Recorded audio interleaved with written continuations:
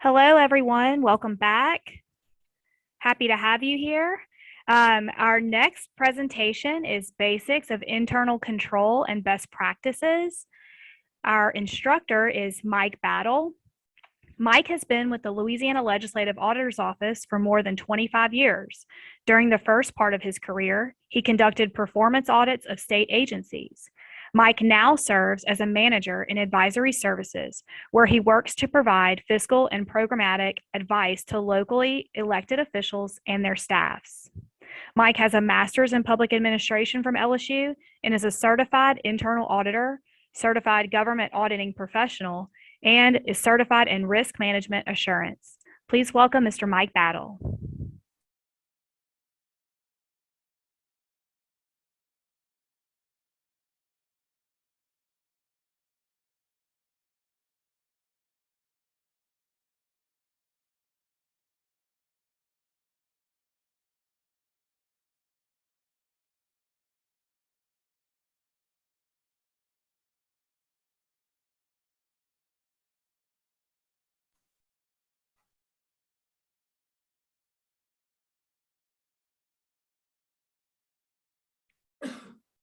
Okay, ready to go.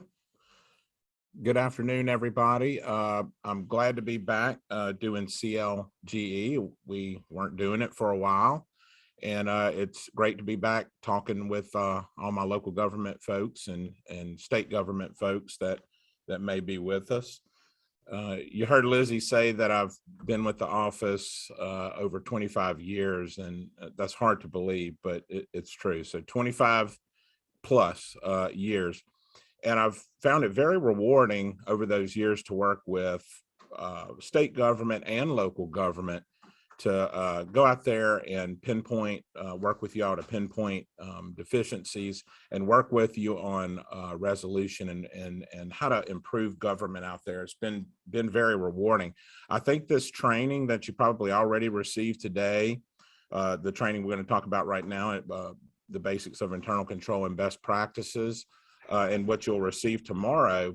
I always like to say this when I'm talking to different audiences with CLGE, that this training is great training. The reasons why, I believe, is because it is presented by people with a lot of experience at differing levels and differing disciplines.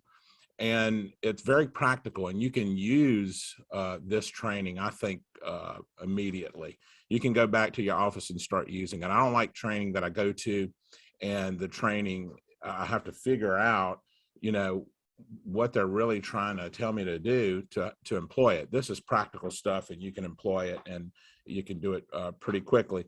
One of the biggest reasons that I think that this training is good for you all out there is because those who are teaching it really do care about how successful you are out in local government. We want you to be successful. It makes us happy when we hear that you're successful. So having trainers presenting information who really care about your performance out there is a good thing to know. And I think it makes the training even better. With that said, let's move into the basics of internal control and best practices. Our agenda, just to give you an idea of what we're going to be talking about, we'll go through some learning objectives, talk about the father of internal controls, COSO, definition of internal controls, really what is it, talk about some important concepts, the importance of having internal controls, overall processes of internal control, components related to control, and we'll get into some best practices. I have a lot of slides to go through and a lot of information to cover with you. So if I don't get to answer questions at the end of the presentation, like I always say, I'm going to give you my contact information, my email. I'm going to give you my cell number, and I want you to get in touch with me with your questions because I really want to answer those. Also, Lizzie and then we'll be recording questions, and I promise I'll get back with you on those if we run out of, if we're real close at the end of our presentation. Learning objectives. The course is designed as an introduction to introduce participants to the overall concepts, components, and processes of internal control, as you saw in the agenda that we just went through. To present internal control best practices, that will help you enhance fiscal as well as programmatic operations.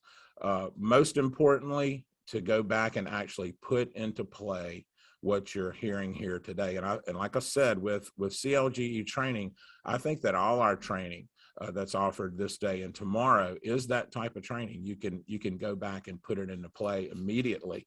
Don't have to figure out what we're trying to tell you or how you can employ it to see improvement. And also towards the end of the presentation, I want to talk about the new work environment, especially with the pandemic that we've been through. We're seeing a lot more remote work environment out there, people working remotely. It even started before that, people transitioning over to that.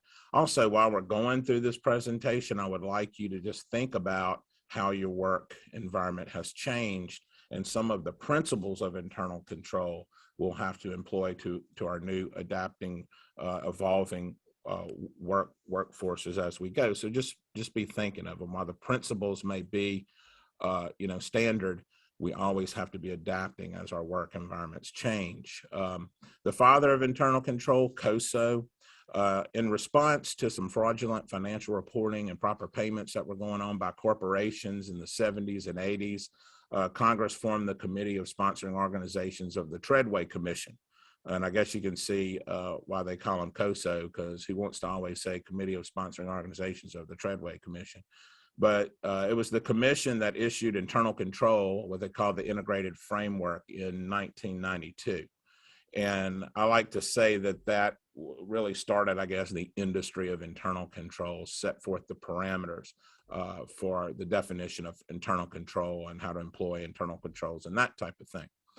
The definition that COSO put forward, and I'll read it to you. It's somewhat of an academic definition, and then I'm going to give you the definition for folks like me that have to have things made simple to put them into play.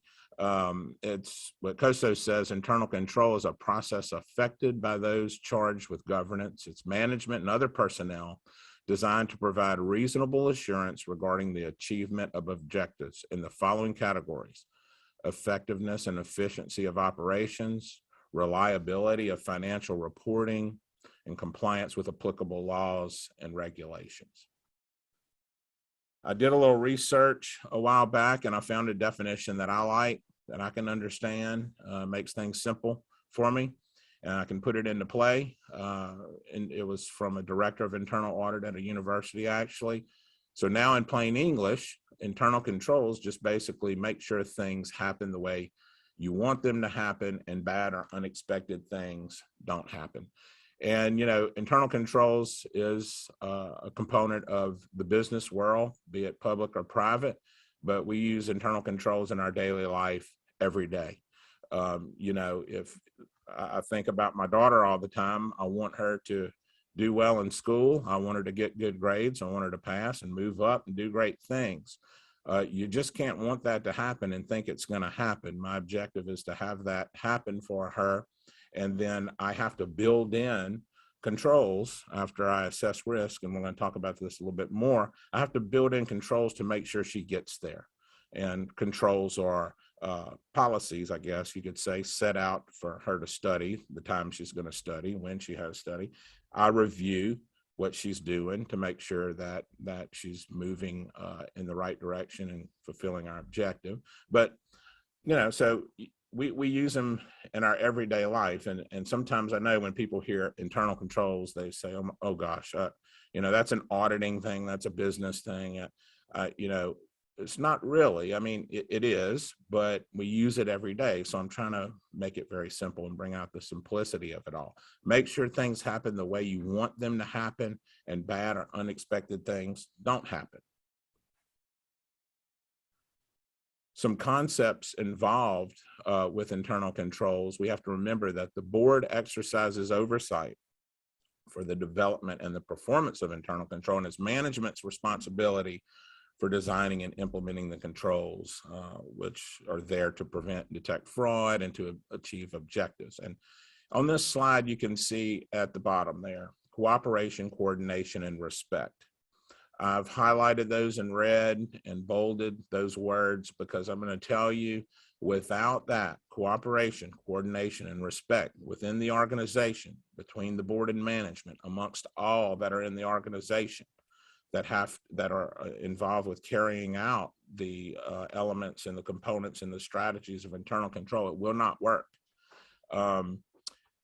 We've seen too many bad things out there in different local governments and different entities when people cannot cooperate, coordinate, and show the respect that they have to one another within these organizations to make sure that this system of internal control works. You can build all the internal controls you want, but if you're not working together to make it work, it's going to break down. It's a process. It's interrelated components that work together to accomplish the objectives. It is a process. You have to remember that. It's affected by people. It's not just policies and procedures and requirements. It is people, and it's affected by people. It's people performing assigned functions at every level. And I mean that from the board member to the agency head to the clerk, to all those in the organization, really. Like I said, if you have an organization that is not cooperating and coordinating in terms of the work that you have to do under the assessed risk with the strategies that they're trying to build to carry out the objectives, it's going to be hard to do. It's going to be hard to control business and reach your objectives. Another concept with internal control is that it provides reasonable assurance, not absolute assurance, to reach your objectives.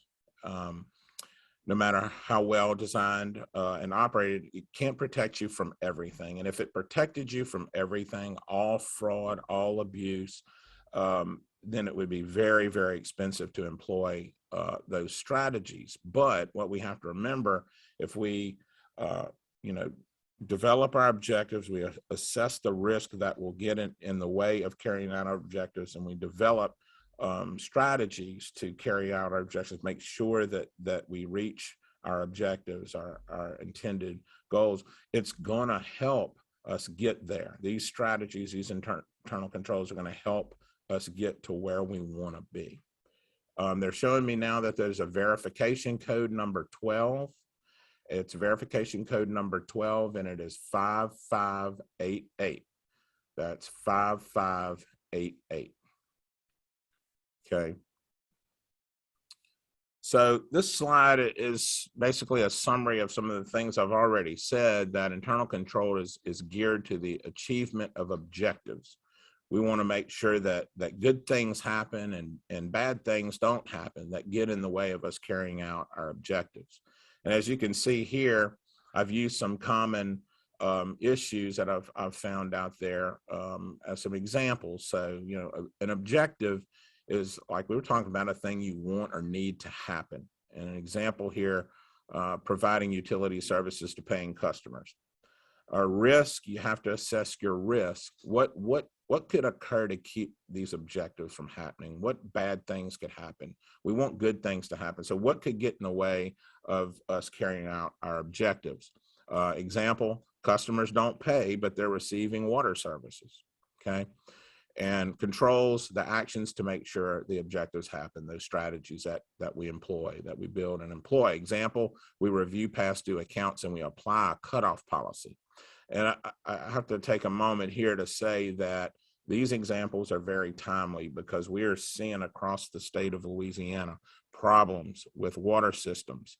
And one of the big problems is that the money collected for services is not keeping up with the maintenance of those systems. And we're seeing systems fall into disrepair. So not only do you need to make sure you're reviewing balances and collecting and cutting off if folks aren't paying, but you also have to build into that whole equation, are these rates for water, are they adequate to fund the maintenance of our system, the long-term maintenance and fixes needed for our system?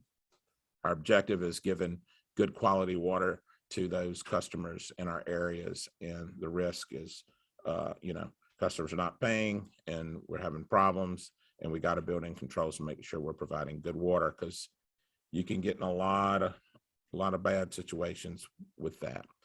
if you're not tending to that.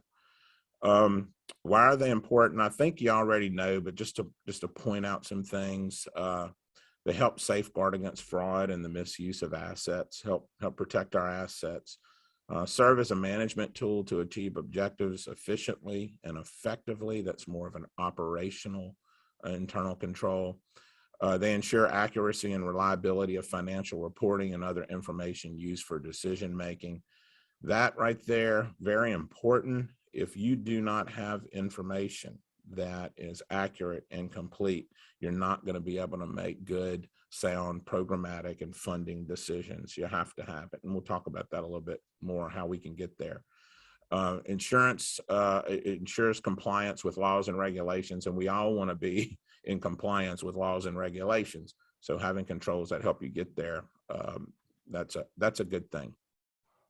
So what happens if controls are weak? You can just imagine, right, from what we've just covered. But I didn't want to give examples so much as centered on government, because when I go in a Google, from time to time, I'll go in Google and look at, examples of fraud from weak controls and that kind of thing. There's a lot of government stories that pop up, and I know you've probably read tons of them too. But it doesn't just happen in government. It happens in other entities, private entities. Some examples that I've researched in the past, and I still have in this presentation. The rock band Cold Kingdom had $33,000 in equipment stolen.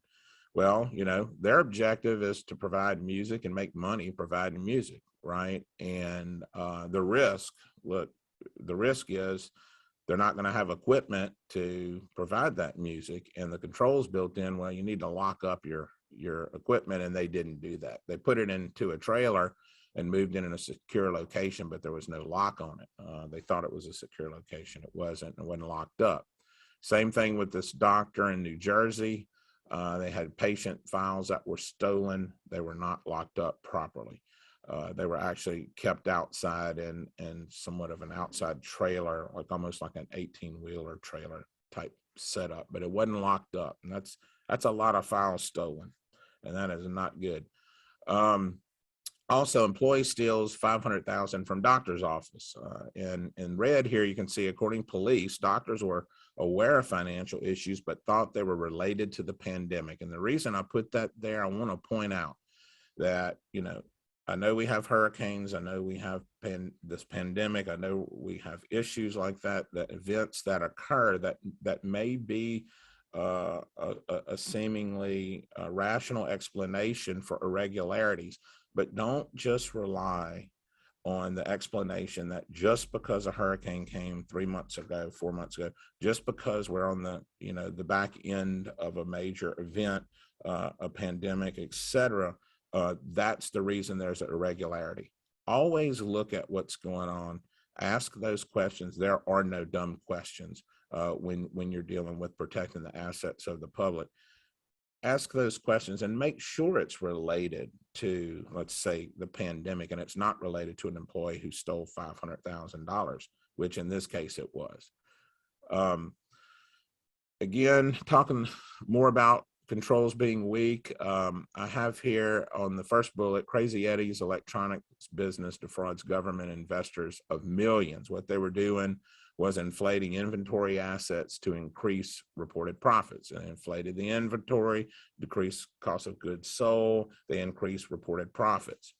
And I got the opportunity to have a day with Sam Antar, who was involved with this fraud.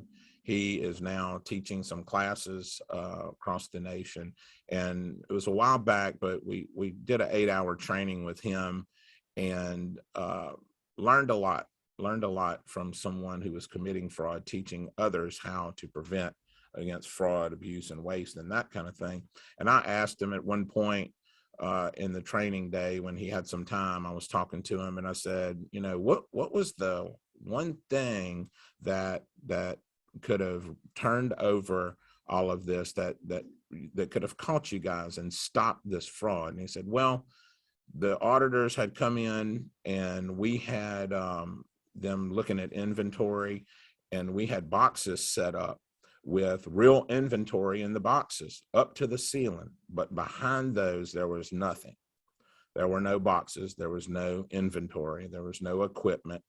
And they distracted the auditors with invitations to lunch and dinner and people just coming in to tell them hello and that kind of thing, socializing with them. And he basically said, nobody looked behind the boxes. And that really stuck in my head, that, no one looked behind the first row of boxes. If they would have, they probably would have caught this fraud and it would not have cost millions and millions of dollars. So keep that in your mind, the back of your mind, when you are doing your daily work in your entity, whether it is reviewing collections or reviewing expenditures or purchases of whatever. Remember that nobody looked behind the boxes in that warehouse and millions of dollars were lost. So there are no stupid questions when you're doing your work. And when there's an irregularity and you don't understand it, you keep asking until you resolve it. And a lot of times when you're dealing with folks who don't want you to know what's going on with something, they'll say, well, you just don't understand because you have limited ability to understand it. Well, that's not always the case. So no dumb questions. You ask questions until irregularities are resolved. Look behind the boxes. Remember Sam Antar, look behind the boxes. The overall process of control, I like the pyramid here, and we'll talk about each of these. We have control environment at the bottom there, you see.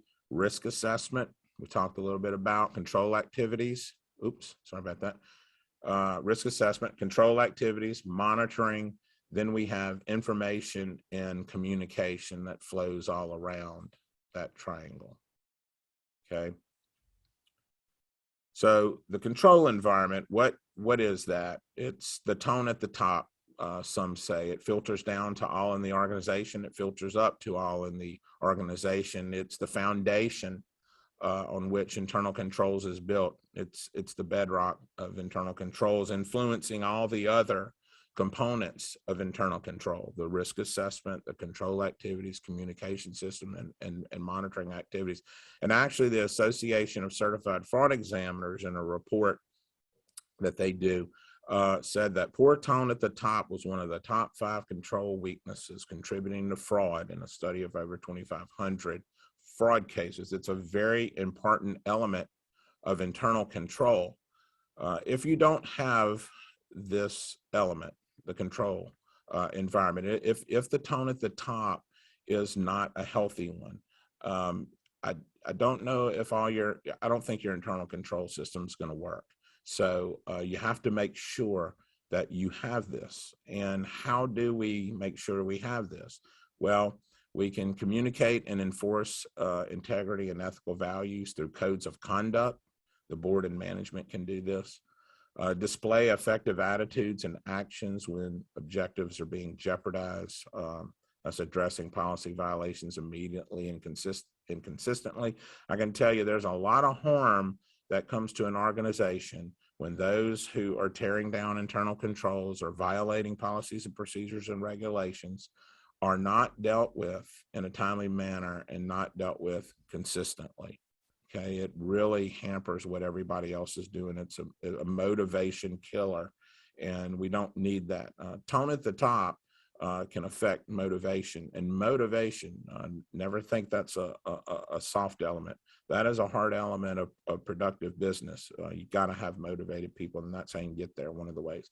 Set the skills, knowledge, and experience needed by staff. Example, job descriptions. If people don't know what they're supposed to be doing, it's going to be hard to get it done. Assign right number of staff with right skill sets for the job. That's self-explanatory, I think. And consistently hire, train, evaluate, compensate, promote, and discipline based on solid policies and procedures. A lot of times I will hear, I'll ask somebody, how did you do on your last evaluation? Where's your job description? What is your job description? So you need to be, how's your training going? And there is none going on. There wasn't an evaluation. The job description is outdated.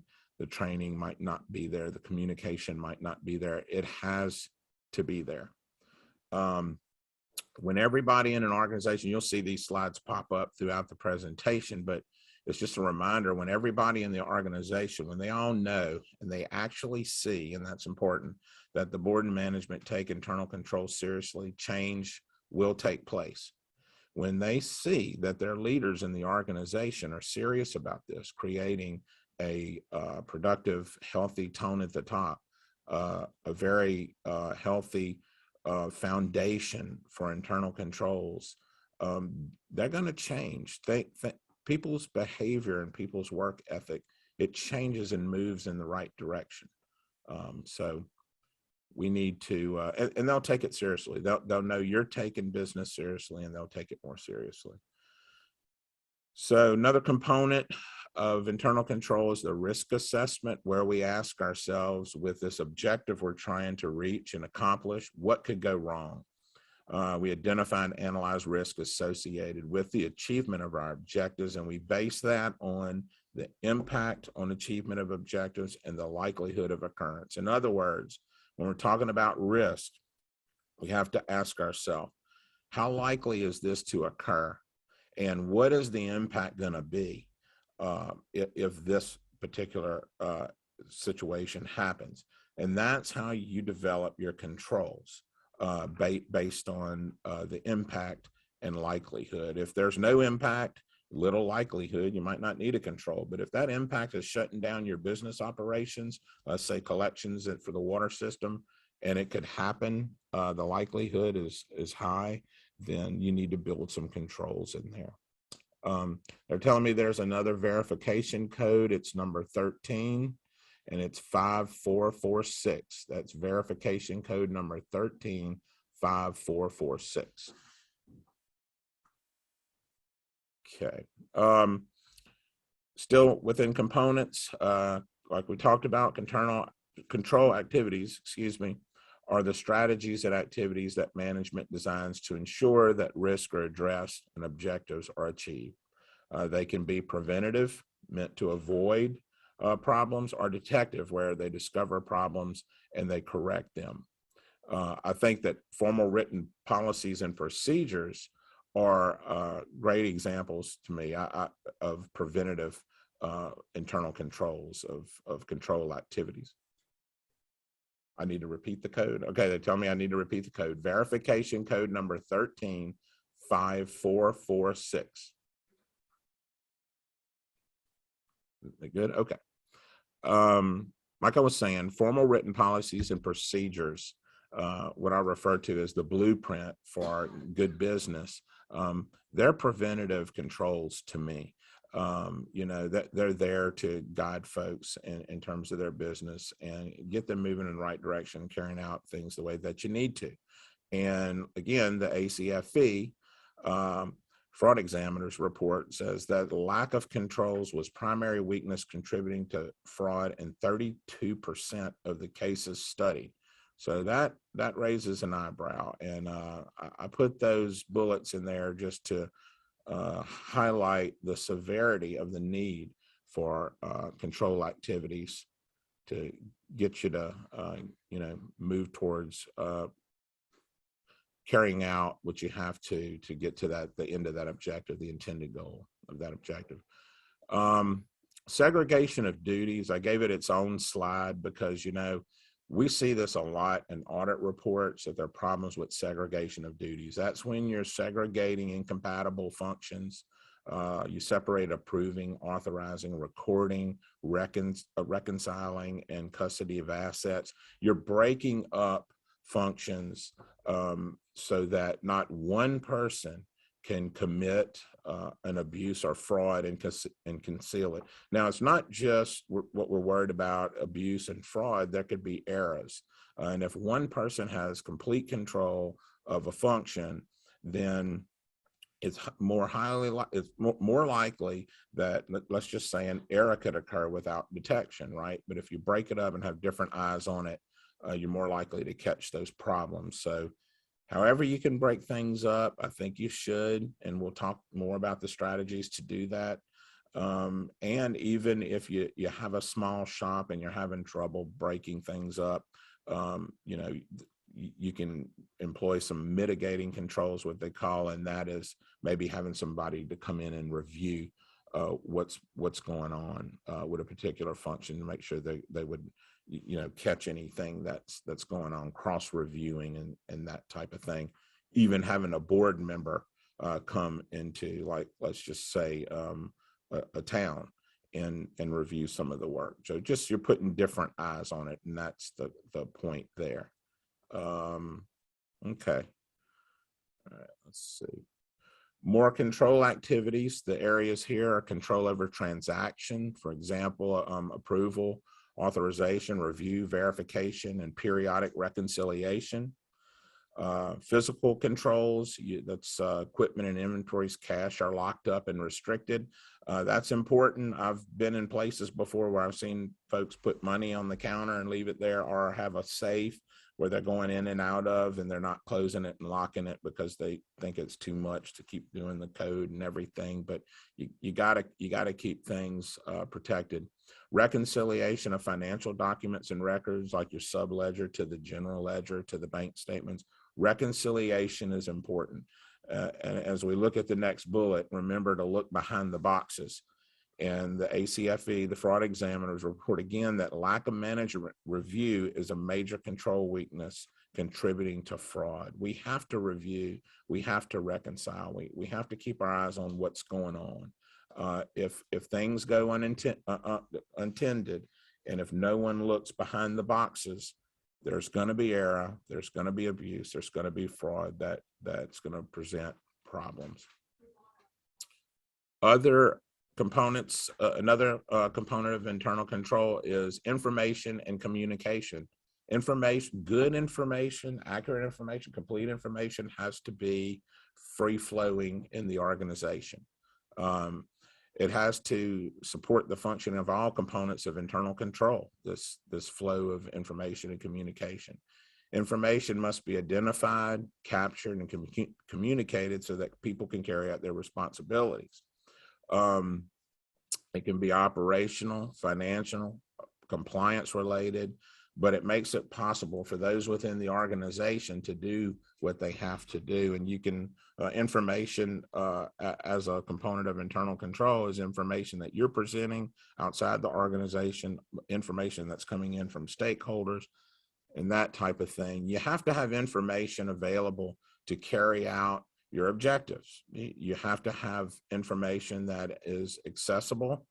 You don't have to bend over backwards to obtain it. It doesn't take you days and days and days. It's, you know, it's at your fingertips. It's timely. You can get a hold of it when you need it, and it's correct.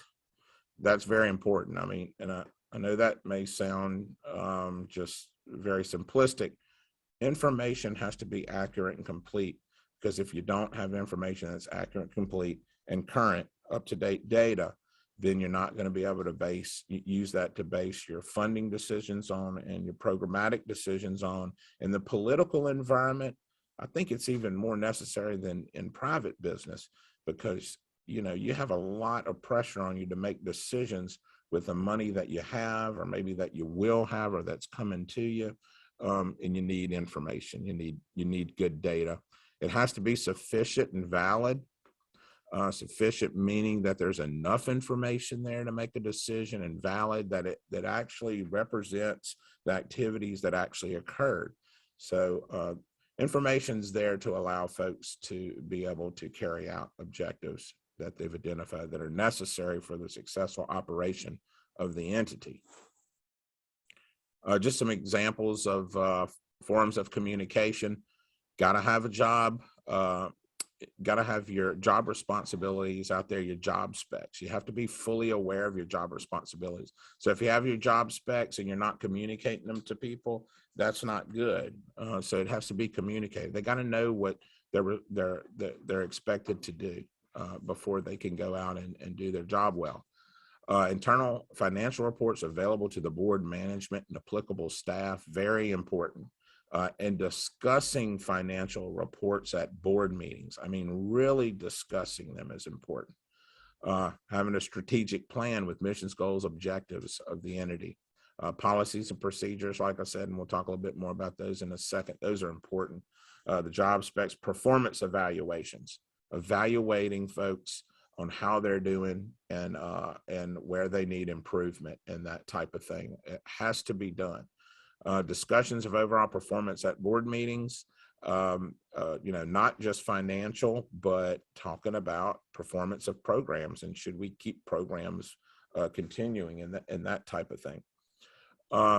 Also, channels for employees to report fraud, abuse, and or waste.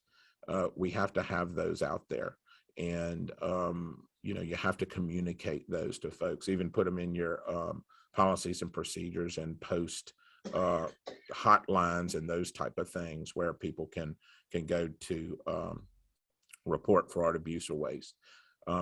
Allows them to do that and uncover it and protect against it, but it also sends a strong message that you as management, as an organization, you're watching, you're concerned about these things and they won't be tolerated. So it sends a message to everybody. I always like to say, don't put good people in bad situations. So let's be fair to our good people and let's control our business environments out there. External audits, customer feedback, it's all good information, and being transparent is very good. Once talked with the mayor and said, Mayor, I would just lay all these items out on the table and discuss them, and it had to do with finances. And he said, but if we did that, we'd have people lined out the city hall and it'd be unreal. And I said, yeah, at first you would, and you'd have a lot of questions, but then people would see you're transparent now.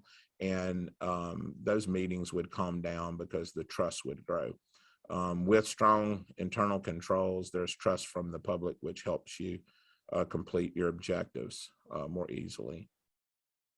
Another component is monitoring your control system.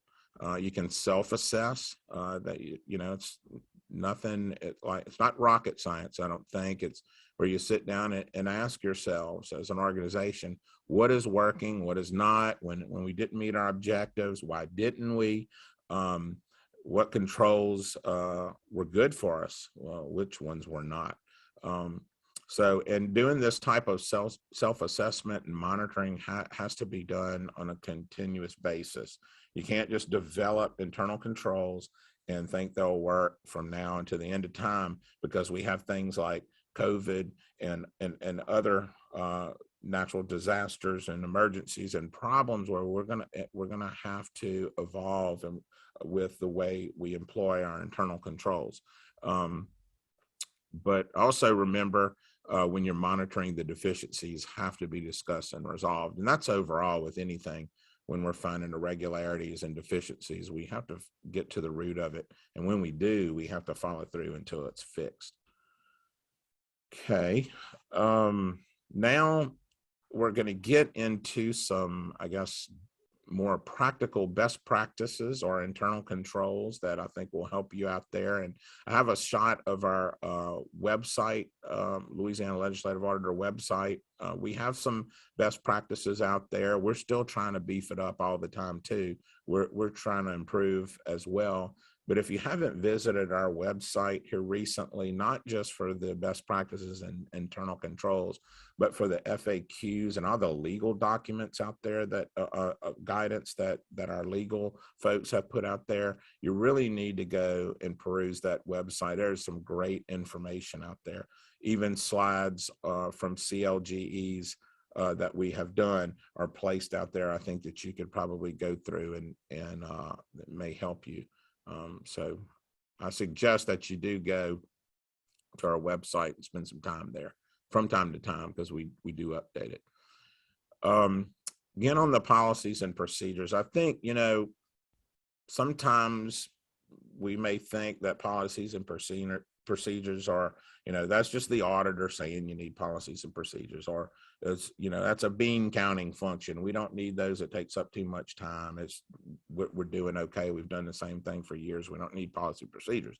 But I'm here to tell you it's a very common problem in terms of what we see out there, that folks don't have them or that they're not updated, etc. We need policies and procedures out there. It's the blueprint that tells us how we're to conduct good business. It tells us what should be done, how it should be done, who should do it, and when it should be done. So they're very, very necessary. So also with policies and procedures, why are they important? We've talked about that already, but it is the blueprint for current administration and those that follow. I've been in a number of local government entities where I heard that the previous administration left them with little to go on. And you don't want to do that. You want to leave those that come behind you with a good blueprint in terms of how they can conduct good business. Policies and procedures lessen the risk of violating state law and local ordinances because we're providing guidance on how folks what they're to comply with to keep them away from any violations. And it establishes controls that can deter theft and other losses, of course. They're telling me a verification code number 14, and it is 9364. So verification code number 149364. Okay. All right. Some more important points on policies and procedures. Ensures consistency and continuity of operations. We're all on the same page. I know here in our office, many times if staff bring a question to me, what should we do in this particular case? I ask them, what do the policies and procedures say? And we go there, and that's a good thing to have that we can go to. Also, you can use your policies and procedures to help cross-train staff. And it provides maybe what the different areas in a particular office are responsible for and what they're to carry out, and staff can go there if they have to perform some of the functions when maybe someone can't come into the office, which that happens when these hurricanes come and things like that, and next thing we know, folks are off taking care of their homes and families, and we need employees to do other job functions. And if they're in the policies and procedures, that could be helpful as a training manual. Also helps hold staff accountable in a consistent manner. Here's some items that we've put forth just to give you an idea of what we think policies and procedures should address, that it's a good idea to address. Not saying that maybe there's more that you could come up with and put it in your policy and procedure manual, whatever helps you conduct your business in a productive manner. So let's kind of run through those. Policies and procedures should address preparing, adopting, monitoring, and amending the budget. That's important. Adherence to the Local Government Budget Act and those type of things could be listed in your policy procedures. Financial statement preparation, reporting, and related council discussion of financial information. And I have told people this out there in local government. Yes, I think we should put in policies and procedures what should be presented to the board on a monthly basis, and I'll give you ideas on that in a little bit. And that put in the policies and procedures that discussion should occur on where do we plan to be, where are we now, and where will we be soon. And of course, make changes when you're seeing that you're not moving in the right direction. Include procurement and purchasing, mention of the bid law requirements, purchase initiation, the maintenance of the vendor list should be spelled out in the policies and procedures, and any compliance related situations with federal law. We've got a lot of money pouring into our state for some federal assistance. So we might want to have that in policies, procedures, what's related to allowable expenditures and reporting and things like that. Use of credit cards. I can't stress this one enough. We see problems with credit cards out there, and I know there are some ways to control them and use them in a positive manner, but I will tell you, please have your credit card procedures, allowable purchases, necessary supporting documentation requirements, and those type of things in your policies and procedures. Also, dispensing fuel and reviewing the usage of fuel. If you could put that in policies and procedures, that'd be good to keep control of the fuel. Also recording, tagging, safeguarding of assets, conducting physical inventories and when those should occur and that type of thing in the policies and procedures. A lot of times that I've seen policies and procedures out there, they've been HR manuals, policies and procedures on HR. They weren't really the policies and procedures on the major operational areas within the organization. Okay, also some other things that you could include in policies and procedures: receipts and collections guidance, payroll and personnel, contracting, travel and expense, debt service requirements. You've got to fund debt reserve accounts and don't miss debt payments.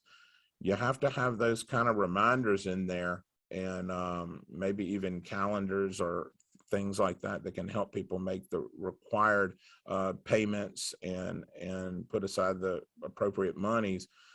That's one thing, and I put fiscal administration there. That's one thing that FRC Fiscal Review Committee really raises an eyebrow to. It's one of the criterion that can put you in fiscal administration is when you miss a debt payment. So having all these in policies and procedures may seem tedious and a bit of an overkill, but I really, it's there to protect you all and to guide you through your business properly.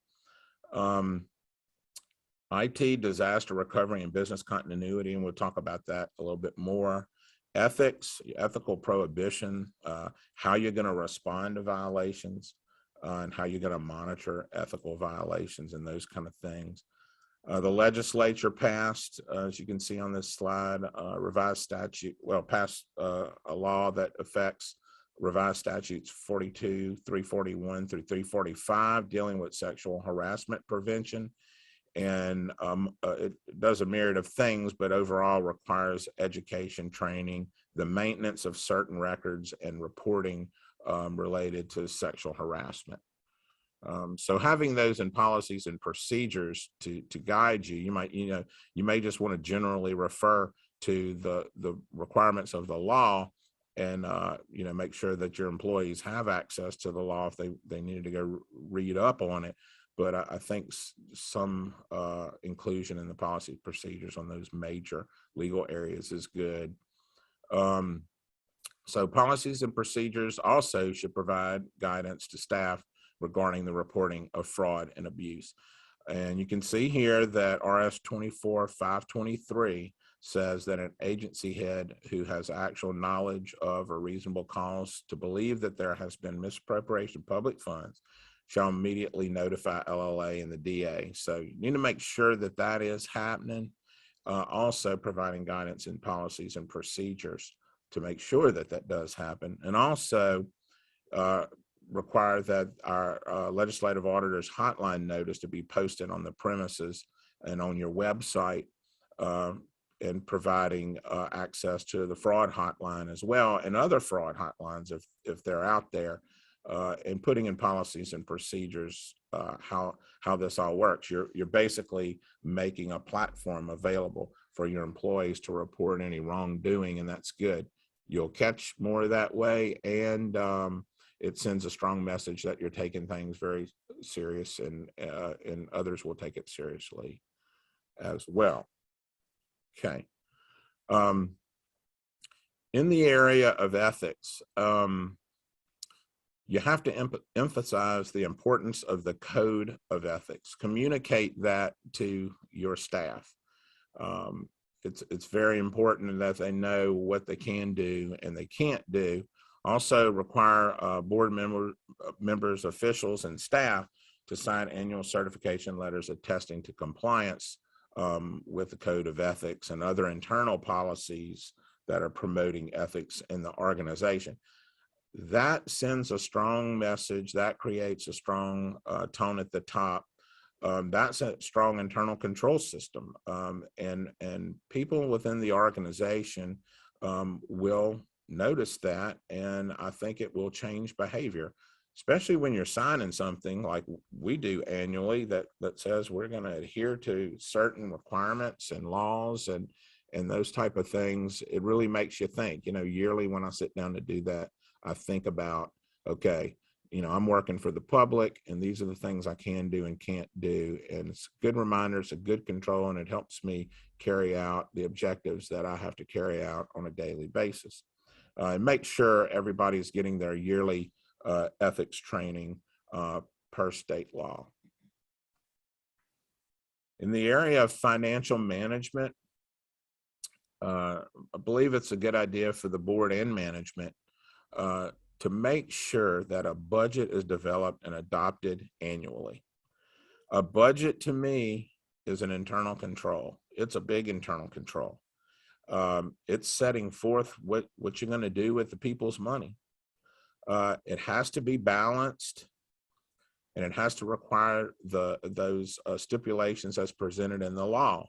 One of them that I have noted here, 391305 C2A, presents or requires a side-by-side detailed comparison in budgets. As a result of that law, some advisors sat down with our lawyers here in the office, Jennifer Shea that you heard from earlier, and we developed a template to try to help you put into practice what is required in the law. Now, we're not saying that's the only way you got to do it, but it's out there on our website, and it can help you if you go out there to really do that side-by-side comparison and adhere and comply with the budget requirements. That budget has to be a realistic and based on sound estimates. If you're going to use it for a control tool, if you're going to use it for a tool, it has to be based on sound estimates. It has to be real. I have talked with folks before, and they said, well, we just kind of made up a number to plug here for whatever purpose. And we just can't do that, because then it takes away its element as a control and its usefulness, really. Remember, the budget is used to drive decision and plans using the people's money. So it's got to be a good tool. Also in the area of financial management, like we were talking about a little bit before, accurate and complete financial statements should be prepared each month. They should include a comparison of actual results to budget amounts when you can, noting the variances. And statements and other financial information should be provided to the board and discussed in regular meetings, at least monthly. And like I said, I can't stress enough when I'm talking about discussed, I mean really discuss it. I've seen where folks are not given financial statements out at the meetings and financial documents, and I've seen where they do present them, but nobody really discusses them. So I believe someone should discuss generally what's going on, and I hope that if a mayor is bringing information to a council, that the council questions it and talks about it. The more discussion to me, the better. It's a better control, and like I said, the more transparency that occurs, the easier and easier I think these meetings will become. So I think it's a good thing to do in the area of financial management. Like I told you earlier, we're going to suggest some documents to present at the meetings. And this is not saying this is all that you can present, and maybe there's something else that you would like to do. Income statement should include a comparison of actual and projected revenues and expenditures compared to the budget. Where did you plan to be, and where are you now, and what do you have to do about it? Balance sheet, accounts payable and receivable aging schedules, analysis of budget variances and recommendations for corrective actions. And most importantly, I think here, formal plans to eliminate deficits. It's another thing we see in fiscal administration type entities and fiscal review committees concerned with is when there's not revenue sufficient to cover the expenditures and to pay the bills. So we have to really put pen to paper, pencil to paper, and come up with formal plans to eliminate deficits when we're there. They're not just going to go away, unfortunately. Okay. In the area of purchasing and disbursements, again, with segregation of duties, remember that no single individual should control all the elements or facets of a financial function. With that, here where the main point is with purchasing and disbursements, break it up. Don't let one person initiate, approve, and make a purchase. Make sure you got two folks involved in that if you can, two employees involved in processing and approving vendor payments. Employee processing payments does not add or modify vendor files unless someone else is reviewing it. And the person processing payments does not mail the check. You're just trying to break up an entire function. You don't want to have one person in control of everything. You want to put separate eyes on there to catch fraud, to catch abuse, and to catch errors. Probably catching errors more than anything. I like when folks look at the work that I do in the office before it goes out to legislative committee or anything. You know, so that helps catch errors there. And I'm more confident when we go to present and that kind of thing at the legislature. Communicating bid law to staff is a good internal control for purchasing and disbursements. They need to know what they're expected to be doing when they're purchasing out there. And I've heard of processes that flag requisitions in our purchase orders when there's an account that's over budget. I mean, that could be built into a computer program that brings up, you know, a message that says, look, we don't have enough money in this account to do what we got to do. But with purchasing and disbursements, the supply of blank checks is secured. That needs to be done.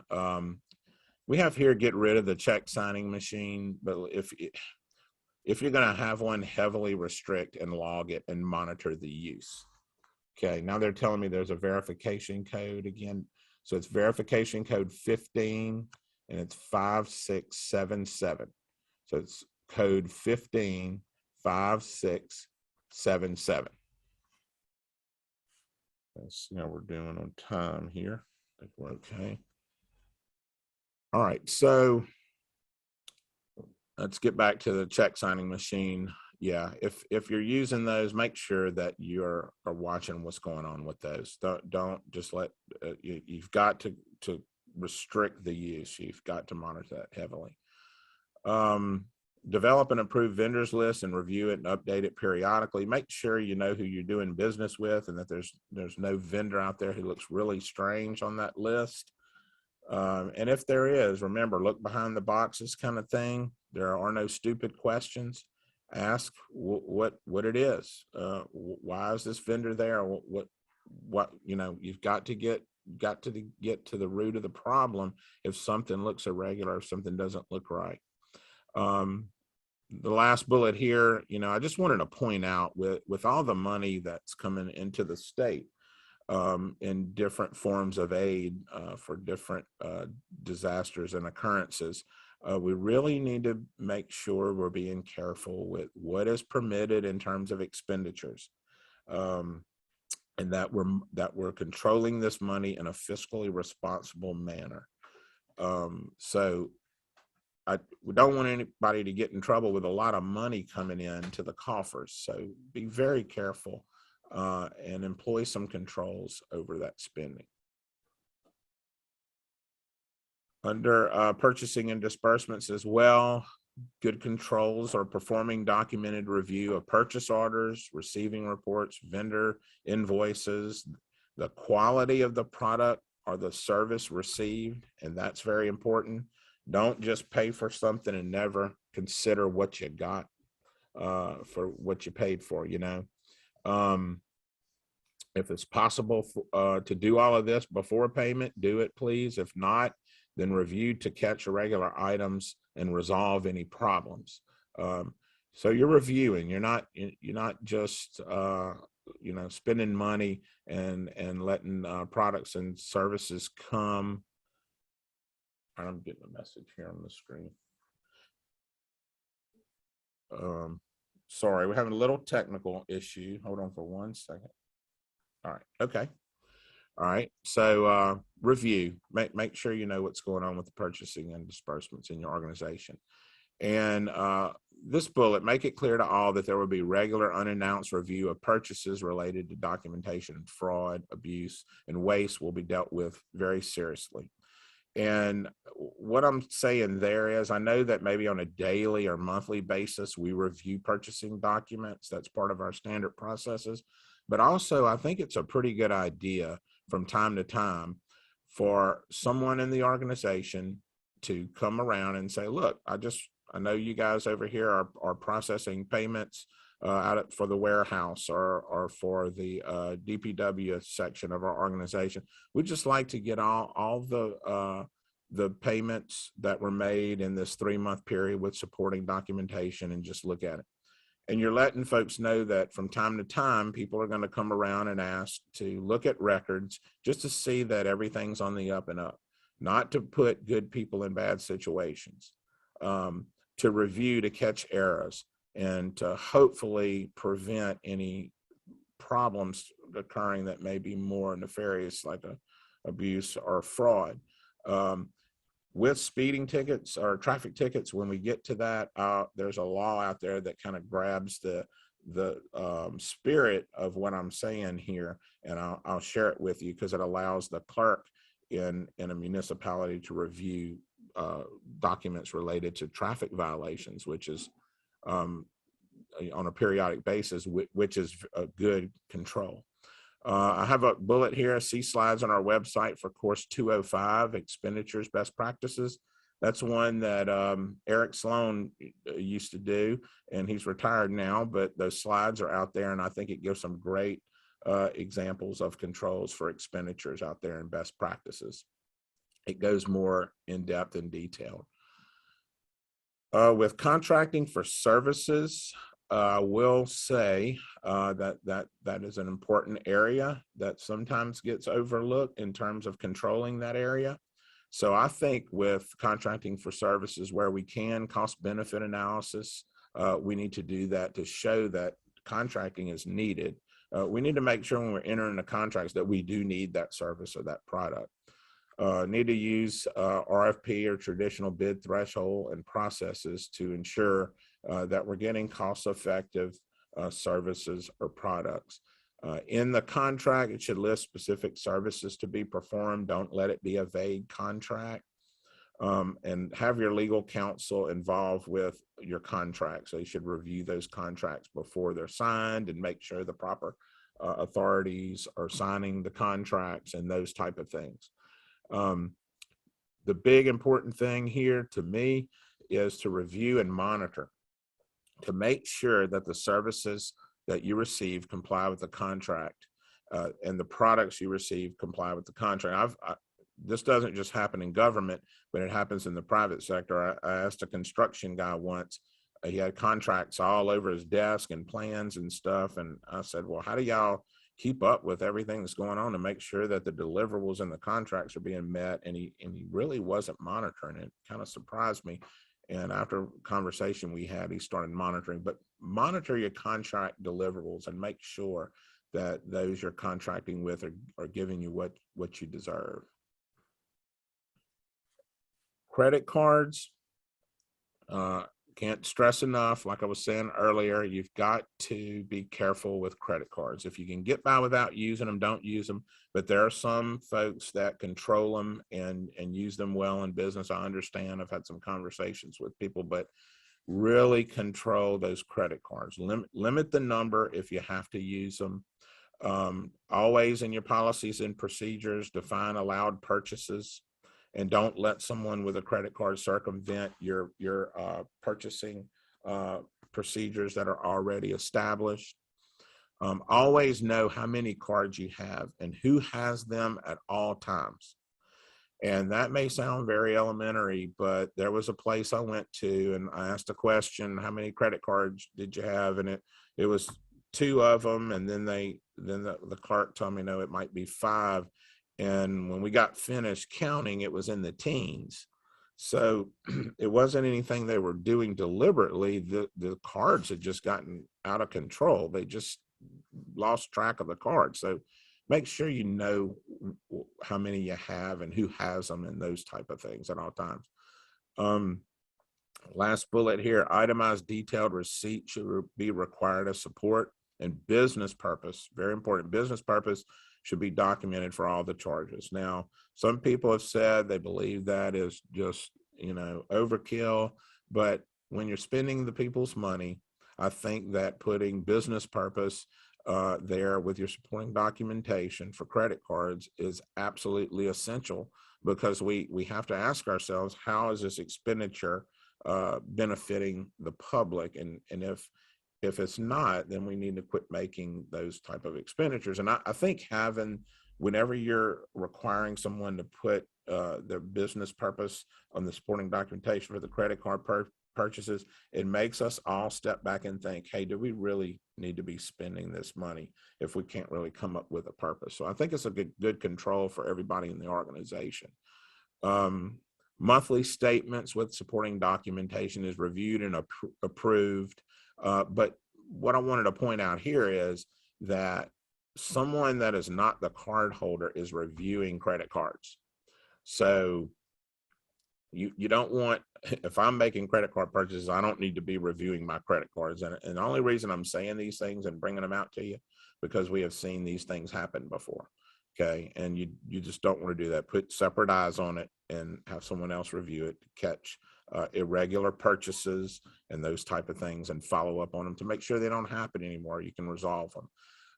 Again, I think it's a good idea to make sure with everyone that there are regular unannounced review of credit card use, the related documentation, and again, it might be, hey, the clerk's gonna come by and periodically grab the last 6 months of spending on particular credit cards, and we're gonna review those and follow up on irregularities, and fraud, abuse, waste is not going to be tolerated.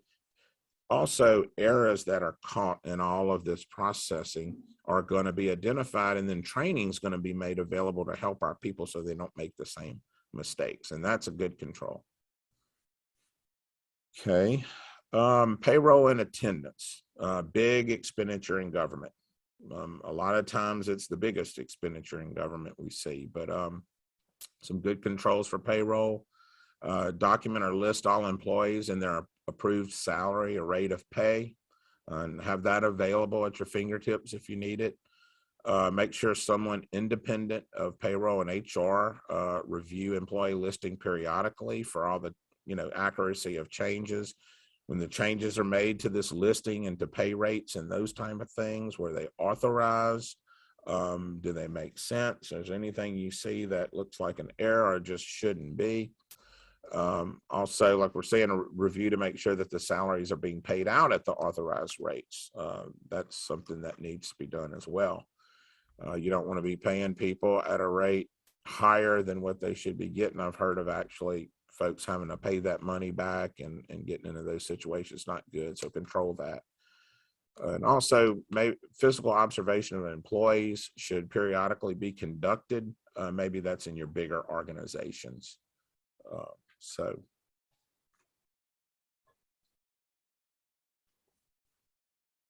Okay. And with payroll attendance, same area. All should complete time reports, documenting hours worked, all those that are required. And I personally think that even if I wasn't required to, I probably would document it somehow.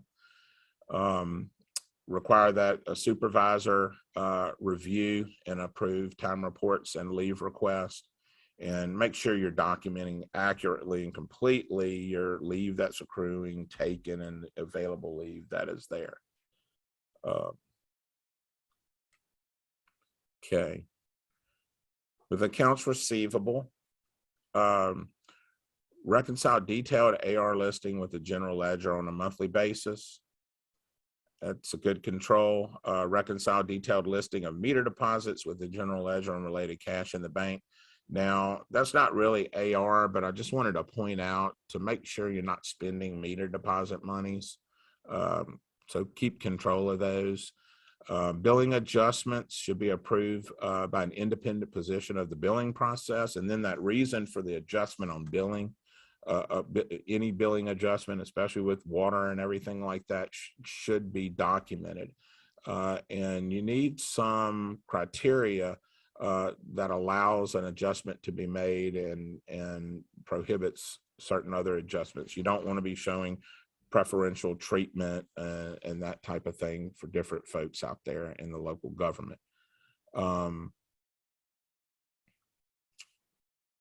With accounts receivable, if you are allowing folks to receive services and you're not collecting payment for those, it could be viewed as a violation of Article 7, Section 14, as a donation of public funds. And I never really looked at it that way until speaking with some of our legal folks. But if you are allowing people to have services, to enjoy services and not making them pay for it, not collecting money and not actively going after that money, that could be looked at as a public donation. So we don't want that. How can we get away from that or guard against that with internal controls? Well, cutoff policy is needed and should be enforced. So many times out there, we see that folks aren't cutting off when they should be. A policy should establish a process for collecting delinquent accounts receivable, and you must actively try to collect. And there are different ways out there you can make sure you're not prohibited from doing it, but payment plans and collection agencies and those kind of things will help you. The last bullet here, must collect money for water uses and use to maintain the water system. Okay, I will tell you that again, I know I stressed that earlier, but again, you've got to make sure that you are collecting money for water usage and that the rates employed out there are adequate to cover the maintenance of the system currently and in long term. But I will tell you, we are seeing problems with dollars not covering the current maintenance and the long-term maintenance of water systems. And those places are winding up in discussions at FRC and fiscal administration. We don't want to ever put anybody in fiscal administration. We want to try everything we can before we get there. But, you know, if that does come down to being a situation, then it can work and it can help. But what we're saying, we don't want that. We don't want you to be there. So make sure you're collecting that money. And as hard as cutoffs may be, you got to do them. Okay. Verification code, they're telling me verification code number 16 is 2723. Verification code number 16 is 2723. Okay. Okay, with collecting money, we've got to remember the segregation of duties. And just, you know, all of these may not be relevant to your organizations, and you may think of even better ways to do it, but here are some ideas for segregating duties when it comes to cash collection. Separate cash drawers for each employee collecting cash. You know who's working a particular collection point. You know who's responsible for that collection point. That's the point there. Employee collecting cash is not making deposits, entering the general ledger, entries into the general ledger, and performing reconciliation. That's too much control over one process, and you know, they can commit a fraud and conceal it, or errors can go undetected if it's just one person doing that. Again, you're trying to break up incompatible duties. You're trying to segregate them. If you have a small office like we were talking about, you might need to use mitigating controls. That is, you know, if one person is in control of everything with collecting of money, why not have an alderman or a board member or councilman come in and review transactions for a certain amount of time, a specified amount of time, to be able to help mitigate any occurrence of error or abuse or fraud. So those are ways to do it. Our slides for collections best practices, it's course 202, and it's out on our website under the Center for Local Government Excellence. those slides present some scenarios on how you could segregate duties in a big shop, in an office with a lot of folks, and a smaller one, and gives you some ideas there. So I would suggest that you go to that course 202, collections best practices. And again, those slides are under the CLGE on the Legislative Auditor's website. Giving receipts out or requiring receipts is a good thing. It sends a strong message that management is watching, and it creates an audit trail. And as things get more electronic, I'm sure it gets more enhanced of what's available. So creating a audit trail is good, and sending a strong message that management is watching the transactions is good. All employees have access to cash, are covered by theft or bond insurance. Just make sure you're bonding those who have control of money in case you know, there is a fraud, and you need to recoup that money somehow. Okay, with the collection of money, again, conducting daily review of the receipt book to the deposit slips, making sure that everything is sequential and accounted for, making sure deposits are made in a timely manner. That's one business day, within one business day. And now we're saying, you know, if it's 10 miles away or more, then you can do it within the week. If it's, you know, far out there and it's not conducive to the one day.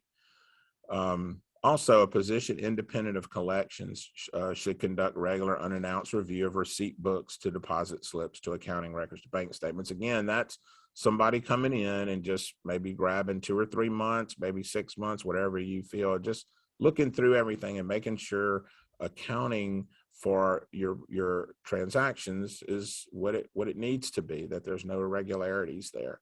And like I said, we'll discuss with the traffic tickets in a second, a law which kind of put that out there for traffic tickets, I think incorporates the spirit of what we're talking about here. Because it's important to understand that when everyone in an organization sees that management and the board and all of those really that are in the organization are taking seriously collection and making sure that you're collecting the monies that should be collected, and they're making it to the bank, and there's no problem in that you're gonna ask questions and look behind the boxes and make sure everything's okay. When they see that happening, their behavior is going to change. Their work is going to change. It's going to get stronger. Look, when I know that somebody's reviewing my work gets stronger. It's just the way it is. If it doesn't matter and it's just going to fly through and it doesn't have any relevance on anything, you know, I mean, I think that's just human nature. You're not gonna put as much control into your product. Reconciling bank statements.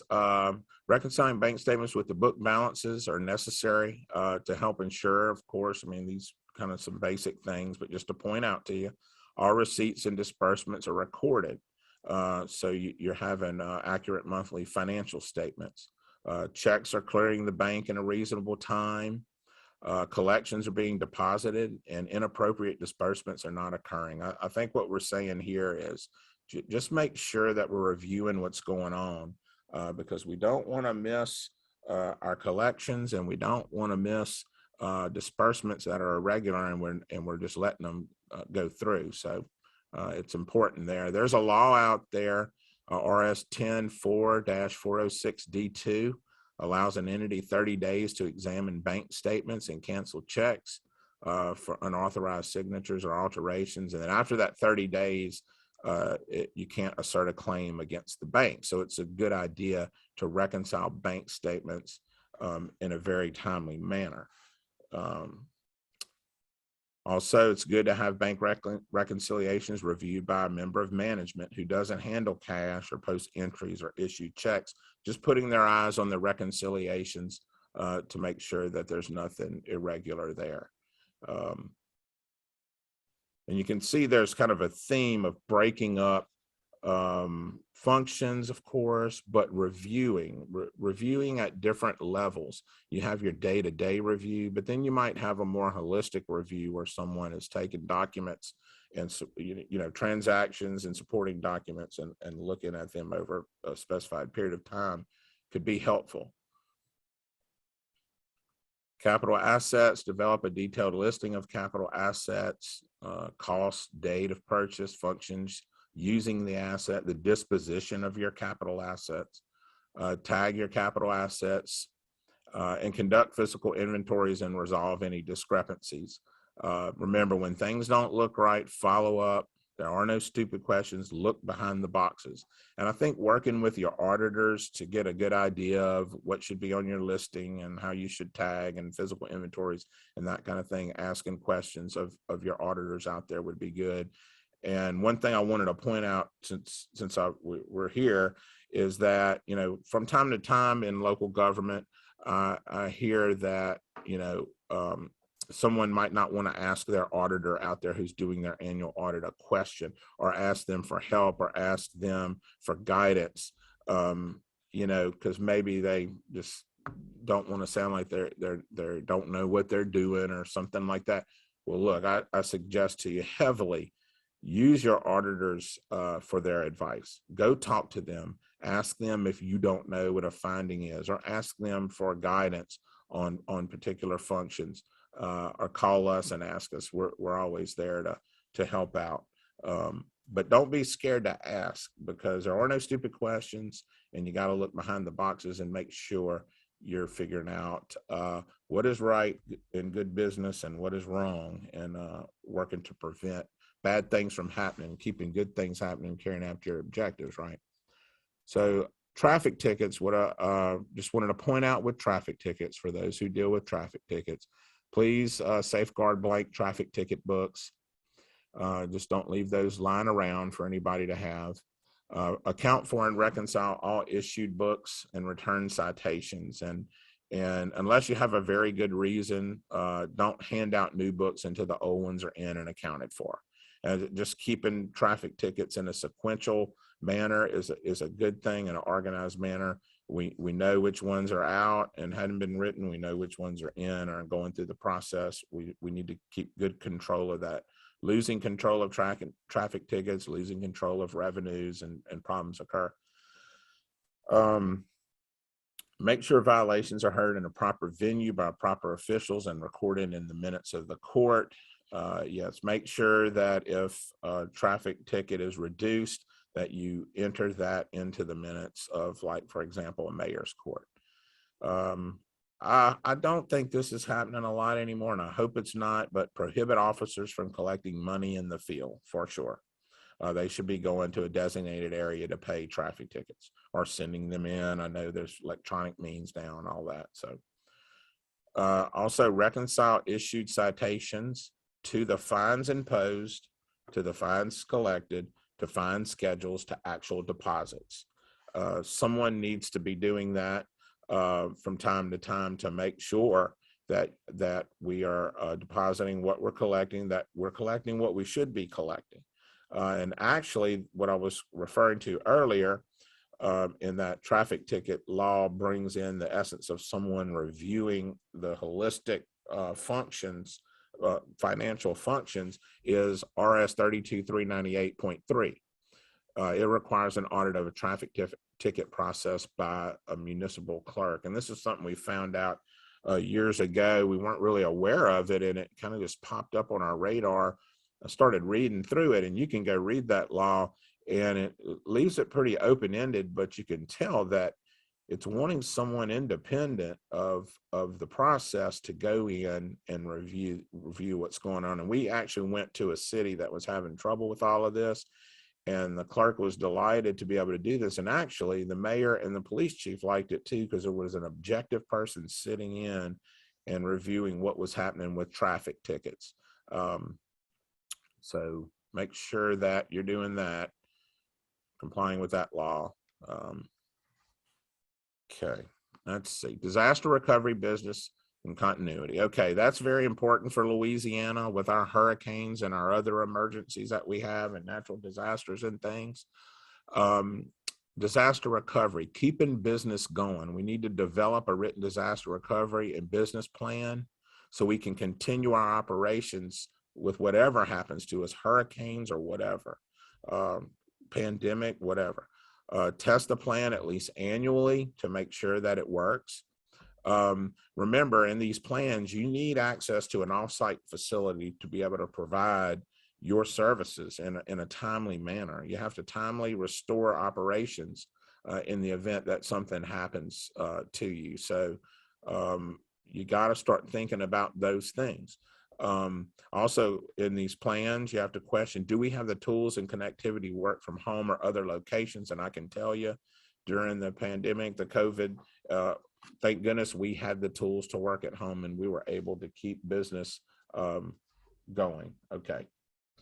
All right. There's a verification code number 17 and it's 5484. All right. Verification code 175484. All right. So yes, have your disaster recovery business continuity plans done. It doesn't have to be anything fancy. Just start thinking about how you're going to keep business going. Because like I was saying, I was very happy that we had the tools to keep everybody working when we were all at home and those kind of things. With information technology, you have to guard your data. I mean, physically, what we're talking about is make sure a computer room is locked, there's fire protection. Now that we're working at home and everything, we have secured remote working locations. So you're protecting the physical access of your data, of your hardware, of your software. Use password controls. Only authorized users, especially now that we're working at home, should have access to your systems. Only authorized users. Use the password controls and control access to your information, because information is our business now, right? I mean, data is very important. And this is very important. The last bullet, everyone does not need access to everything. I have to stress that. Everyone in the organization does not need access to every piece of information in the organization. So guard it, control it. I did some research. I'm not an IT expert by any means, but I found something interesting. I'm backing up your data because, you know, October is cybersecurity month and we're getting a bunch of information sent to us from our IT people. And I've been doing some research, but found some interesting pieces out there on just some suggestions. One is the rule of 3 for backing up your data. You have at least 3 copies of your data on at least 2 different media types and keep one of them off site. You're backing all up critical data weekly and the test backed up data to verify that you can restore like every 3 months. So you test those backed up data points. And so I thought that was interesting that I found, and it was common in some of the IT information that I saw, but just start thinking about how you're going to protect your data. Of course, there's virus protection and firewalls and those type of things helping to prevent the intrusion of viruses and worms and Trojan horses and any type of situation where someone is gaining unauthorized access to your network. Just by Googling out there and reading all the information that's out there now, I found a good place was Cybersecurity and Infrastructure Security Agency. They have a lot of good information out there, and I'm going to give you some resources too. Make sure your protection software is up to date. That is important. Like I was saying, October is Cybersecurity Month. You may be hearing a lot about ransomware attacks and phishing and those type of things. There are tools out there, spam filters, firewalls, other software, hardware devices that can help protect against it. But a good control here, and this is promoted by our IT people here at the Legislative Auditor's Office, major internal control that will help protect us against such attacks is the implementation of an awareness and training program for staff. We get these messages all the time of what kind of emails not to accept. So basically, when you're getting emails coming into your organization, think about what that is. Think about who's sending that. Does that look right? Does that look like somebody's trying to penetrate your system and do wrong to your organization? Then don't open it. So spreading that kind of communication, again, is an element of internal control, communication and training your staff to protect them against those kind of attacks. These sites here, like I said, the Cybersecurity and Infrastructure Security Agency, even our own GOSEP office has some good pointers out there. If you go to these sites, you'll get some good information on protecting your data and cybersecurity and that type of thing. I wanted to get into managing the remote workforce, and I'm running a little bit out of time, but I'm going to hit these slides because I think they're important. So best practices to promote productivity and success. Okay. With this new workforce that we have, a lot of people are working from home now. You know, a lot of people are working 3 days in the office and 2 days at home, or situations like that. So we have to discuss these. Here are good best practices and good controls. Establish rules and expectations that will guide the remote workforce and make sure all understand these guidelines. Communicate expectations, make sure everybody understands. Give employees the tools they need to do their work and to stay connected as best you can. Encourage dedicated workspaces so that distractions are reduced. Yeah, suggest that for your people that are working at home, that, you know, they've really got to bear down and concentrate and do the work of the people, and you got to have a place to do it if they can. You can't be doing other functions, babysitting and that kind of thing, and making sure business is carried out correctly. Communicate with employees. Set regularly scheduled video, audio meetings, create virtual office hours, etc. Check in with them. Basically, it's deliberate communication because, you know, you're no longer seeing them every day in some cases. So you have to establish and maintain that tone at the top. You're setting the example. So make deliberate communication, continue to communicate with them and do it deliberately. Set clear objectives and tasks to be completed, and focus on results and track progress and productivity. Just because they're off site, we still have to have our tasks that have to be completed, and we still have to assess results and track progress and productivity. When the workforce has moved and it's more remote, we have to ask ourselves the questions to reassess risk and strengthen controls. And these are not the only questions you have to ask. When workforces change and work locations change, we have to evolve with it, and we have to reassess risk, and then we have to make a plan to control business appropriately. So we have to reconsider segregation of duties. Now, since we moved off site, is one person doing too much? How can we break that up? Authorization and approval. Are transactions still authorized and approved by someone other than the individual responsible for the daily financial reporting? Reconciliation and review. Do we still do cross checks? Are we checking our work like that? Physical security. How are we securing things like checks and cash and other documents and other assets? And accounting system access controls. Again, are the proper IT and cybersecurity measures in place now that our users are accessing systems remotely? Once we've assessed our risk, reassessed our risk, then we have to make a plan to manage this remote workforce and the processes involved with it. And like I said, once you have reassessed the risk in the remote work environments and the plan has been made, you have to make sure that plan clearly defines and documents adjusted processes and internal controls.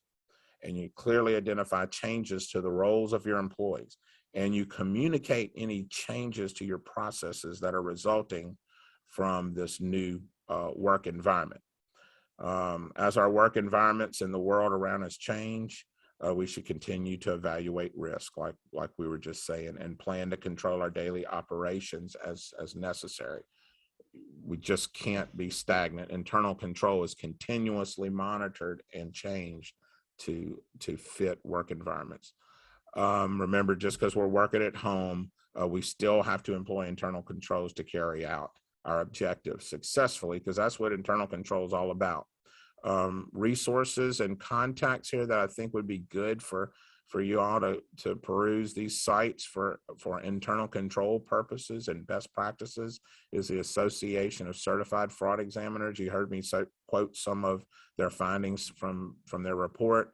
The Institute of Internal Auditors and Government Finance Officers Association.